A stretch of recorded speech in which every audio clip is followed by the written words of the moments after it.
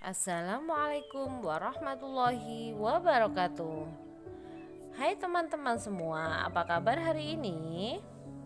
Ya, semoga kita semua selalu dalam keadaan sehat ya, dan kita bisa kembali belajar di sekolah.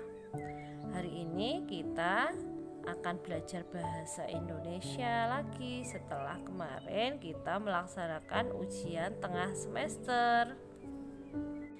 Nah, teman-teman semua, hari ini kita akan belajar tentang menemukan unsur-unsur di dalam dongeng.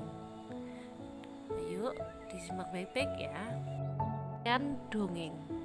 Dongeng merupakan bentuk cerita tradisional yang disampaikan secara turun-temurun dari nenek moyang yang memiliki fungsi untuk mengajarkan nilai-nilai moral dan sebagai hiburan.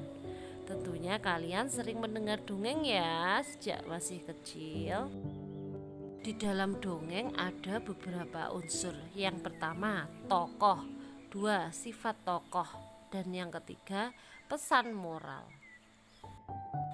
Tokoh adalah pemeran, pelaku, atau pemain dalam sebuah cerita.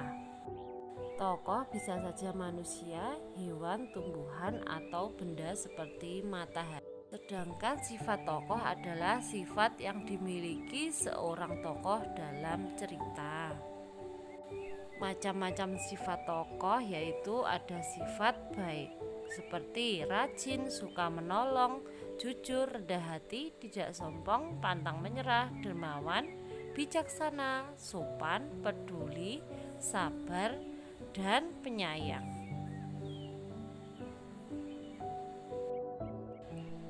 Sedangkan sifat yang tidak baik seperti sombong, malas, suka berbohong, egois atau ingin menang sendiri, mudah putus asa, tidak peduli, keras kepala, dan tidak percaya diri. Dan unsur yang ketiga yaitu pesan moral adalah pesan-pesan kebaikan yang disampaikan pengarang melalui sebuah cerita. Nah, di sini Ustazah punya contoh cerita dongeng. Sekarang coba disimak baik-baik ceritanya ya. Sebuah pohon besar tampak sombong memperlihatkan kekuatan tubuhnya saat angin kencang datang menghampirinya. Sementara itu, tampak ilalang yang bergoyang dan merundukkan tubuhnya karena angin kencang yang datang. Melihat hal itu, tertawalah pohon besar karena ilalang tampak lemah dan tidak seperti dirinya. Namun ilalang pun tidak menghiraukan perkataan pohon besar itu. Suatu hari hujan badai turun dengan derasnya. Dahsyatnya badai tersebut membuat tubuh pohon besar rubuh. Sementara ilalang tetap merunduk saat angin dan hujan badai menerpanya. Namun ilalang tetap bertahan hidup. Nah, bagaimana teman-teman? Cerita dongeng tadi menarik bukan?